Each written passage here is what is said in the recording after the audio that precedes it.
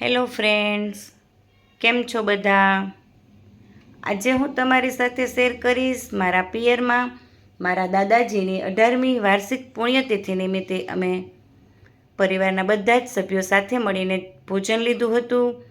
પરિવારમાં મારા બધા ફૈબાઓ, પપ્પાને એ બધા ભાઈઓ, એમના દીકરાઓ અને અમે બધી દીકરીઓ, ટોટલ અમે પરિવારના 70થી 80 સભ્યોની અહીં રસોઈ બનવાની હતી.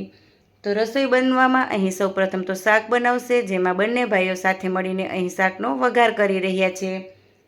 શાકનું તેલ ગરમ થઈ જતાં બધા જ મસાલાઓ એડ કરી દીધા છે અને મસાલા તેલમાં સંતળાઈ જાય ત્યારબાદ એમાં ટમેટાં એડ કરશે. અને ટમેટાં એડ કર્યા બાદ ટમેટાનું બધું જ પાણીનો ભાગ બળી જાય ત્યારબાદ એમાં બટેટા એડ કરશે. બટેટા ધોઈ અને કટ કરીને અહીં કોરા કરીને લઈ લીધા છે. તો હવે પાણીનો ભાગ ટમેટામાં બળી જશે એટલે એમાં બટેટા પણ એડ કરી દેશે. અહીં આ બાજુ રસોડામાં રસોઈ બની રહી છે અને આ બાજુ અમે બધા બહેનો, ફૈબાઓ, મમ્મી, કાકી, મોટાબા એ બધા જ દાદાને યાદ કરી ભજન કીર્તન કરી રહ્યા હતા. ઘણો સત્સંગ કર્યો અને ત્યારબાદ અમે દાદાની આરતી પણ ઉતારી હતી. હવે સત્સંગ થઈ ગયો, ભજન કીર્તન અને આરતી કરી લીધી. સાઈડમાં અહીં જમવા માટેની તૈયારી પણ ચાલુ થઈ ગઈ છે.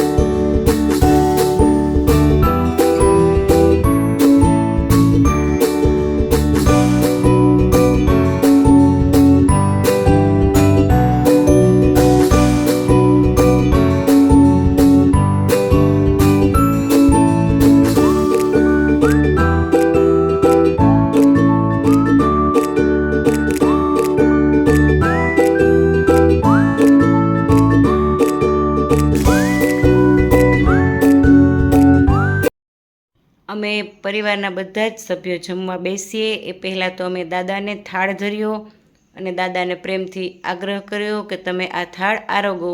હવે દાદાને થાળ ધરી દીધો છે અને દાદા પણ પ્રેમથી આરોગતા જશે એવો અમને બધાને ભાવ છે. અને જેન્ટ્સને જમવા બેસાડતા હતા અને સાઈડમાં ઘરની બધી જ લેડીઝો આ રીતે બેસીને આનંદ કિલ્લોલ કરતા હતા.